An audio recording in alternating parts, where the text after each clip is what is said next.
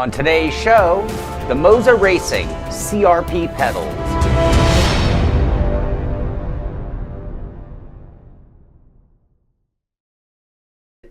I'm Shaun Cole, this is the Simpit, and today we're here to check out the Moza Racing CRP pedal set.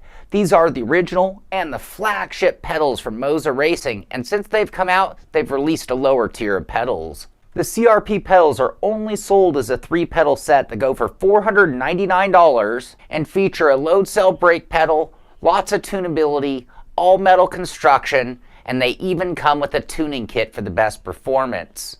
That puts them at about $100 more than a set of Fanatec Clubsport pedals, which quite honestly have become the industry standard or the go-to pedals for so many sim racers. Our job here today is to find out where that $100 difference is, and starting with that tuning kit, that is about a $20 difference over Fanatec.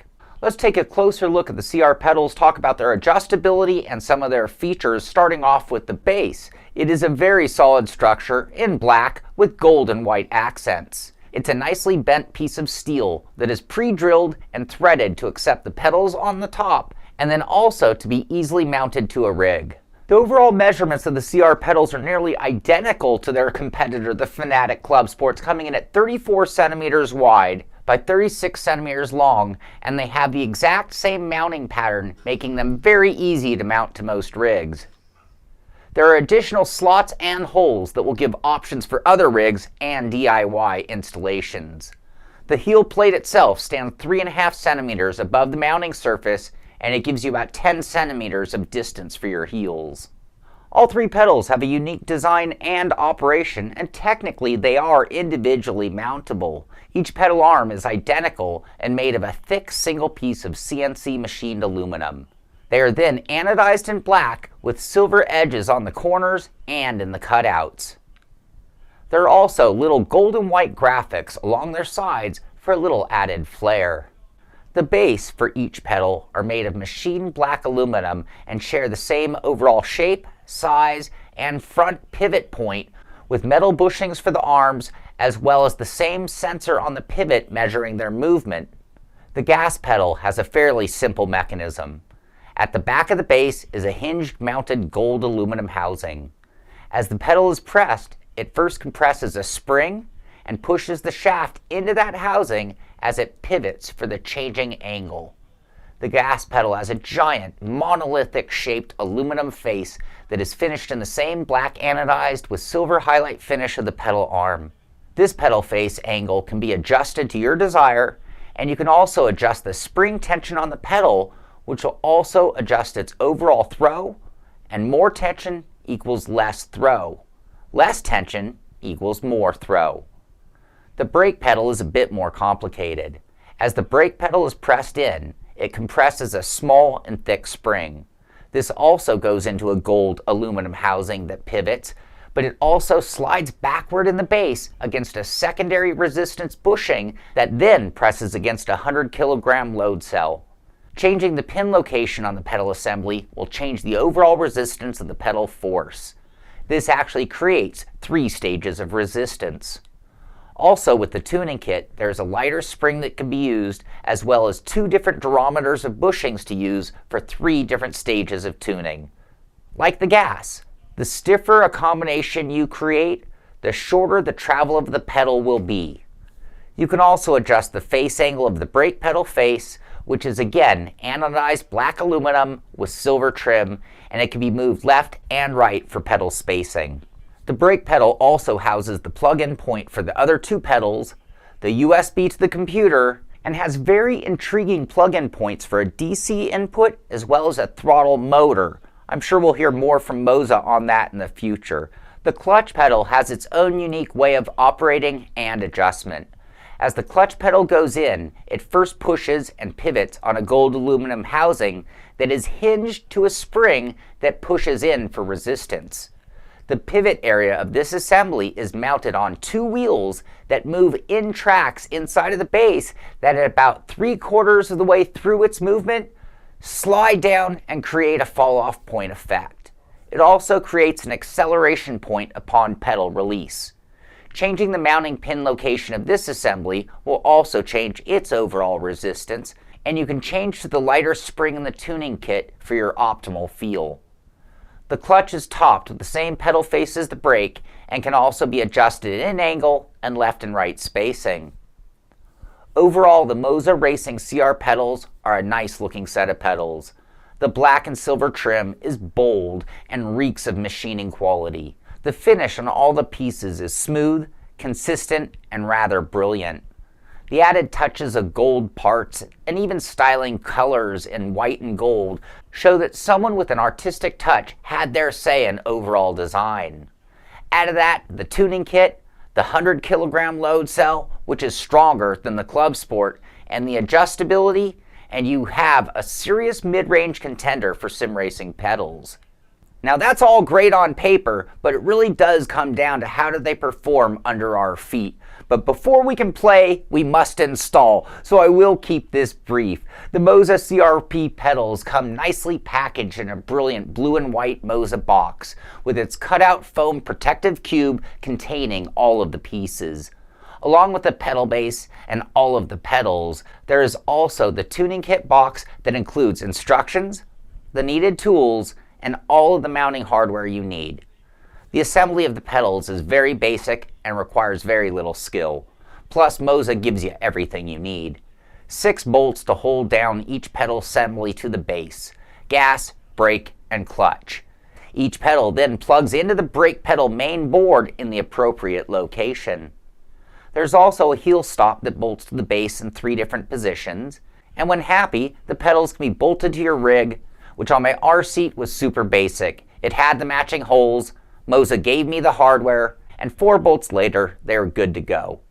You can then plug in the USB into the pedals, and then into your computer, and download and install the Moza software. In the Moza Pit House software, it will immediately recognize the pedals and it'll automatically take care of any firmware that is needed for them and update them to the current model. After that, you can go to the pedals tab and calibrate the pedals and adjust any curves that you want to slow down or speed up their reactions. You can also, from the main tab, set any lower or upper dead zones that you may want. Now it is time for the good stuff, the driving portion of the review, and time to see how the Moza Racing CRP pedals performed out on track. Starting things off with the heel plate, which I found to be strong enough for its task. The pedals stayed in place nicely, and the footing felt good and strong. I found the depth or distance of the plate to be adequate, but there were many times that my heels came off to the front. Having the heel stop strip did help in that department, allowing me to press my heels deeper onto the plate without pressing on the pedals. When it came to each pedal and how they served their function, I was mostly impressed. The gas pedal specifically made me happy as it is a rather long throw.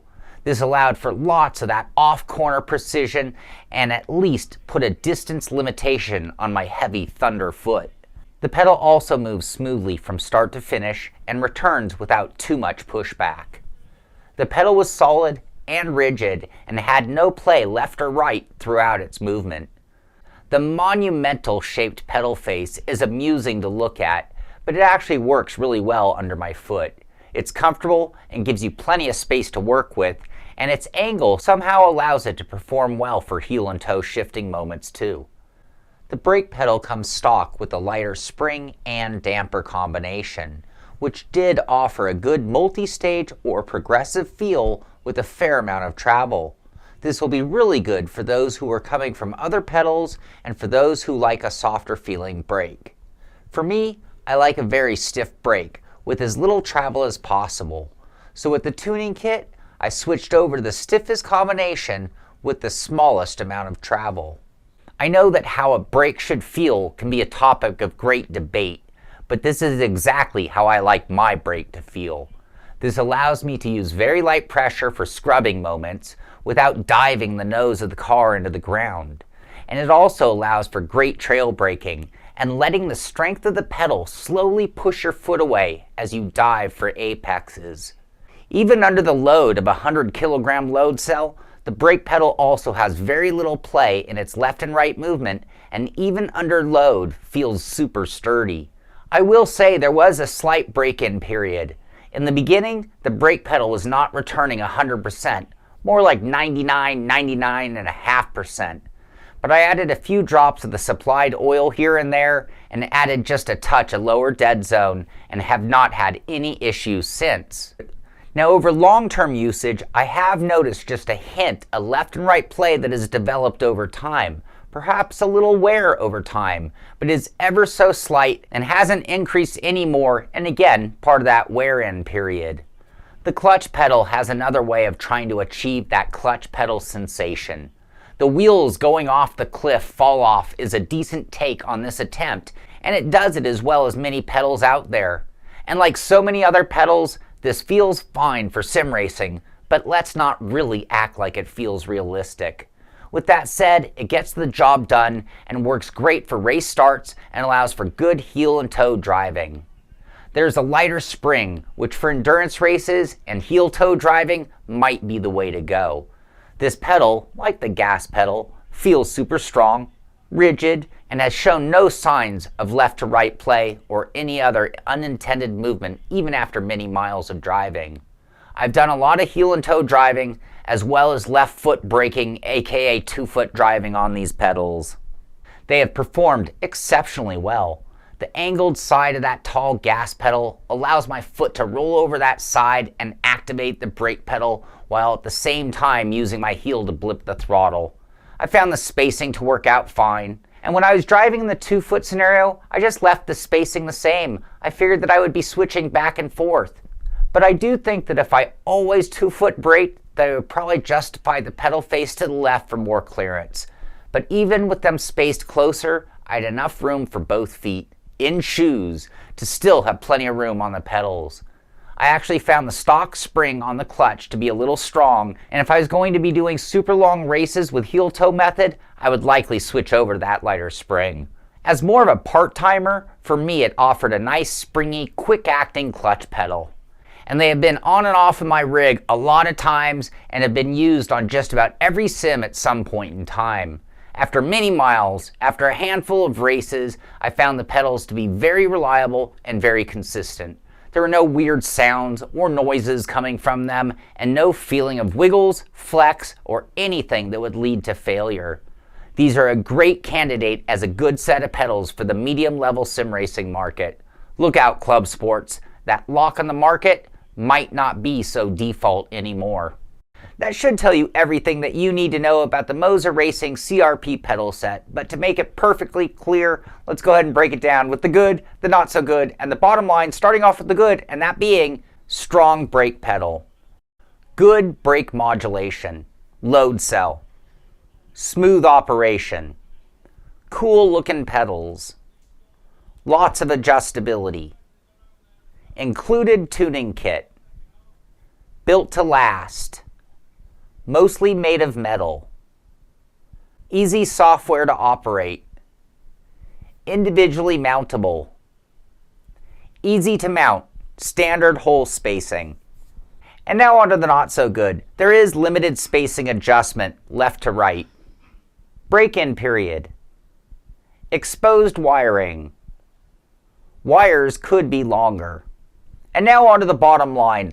I don't have a lot of negative things to say about the Moza Racing CRP pedal set. It is clear to me that these were modeled as a Fanatec Clubsport competitor. They look a lot alike. They are priced in a very similar price point in the market. So when you really ask, where is that $100 difference? You've got the tuning kit, you've got the heavier duty load cell, you've got individual mountability versus the Fanatec Clubsport design, and a little more attention to styling and detail. Definitely things that are worth the $100 difference.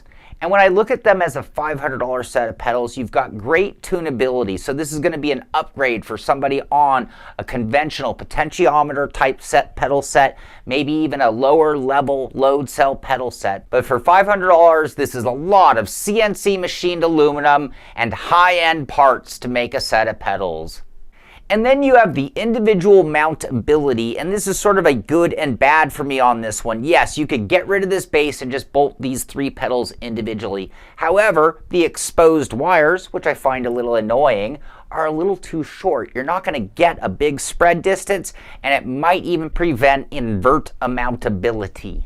But in the end, they really have performed very well, and I have used them numerous times for quite some time, so this is almost a long-term review. So they've shown no sign of wear other than that little hint of wiggle there on the brake pedal, and they really have shown no signs of wear as far as the finish and the construction, and they do seem like they would last a long time, and more importantly, they are a really good contender to the club sports on the market, which have really held that price point for a very long time, so it's great just to see more competition in that spot. If you want to find out more details, you can find these at mozaracing.com. And if you like this show, be sure to give it a thumbs up. Be sure to subscribe so you'll find out when our next video comes out. And most of all, thank you for watching. This is the Simpit.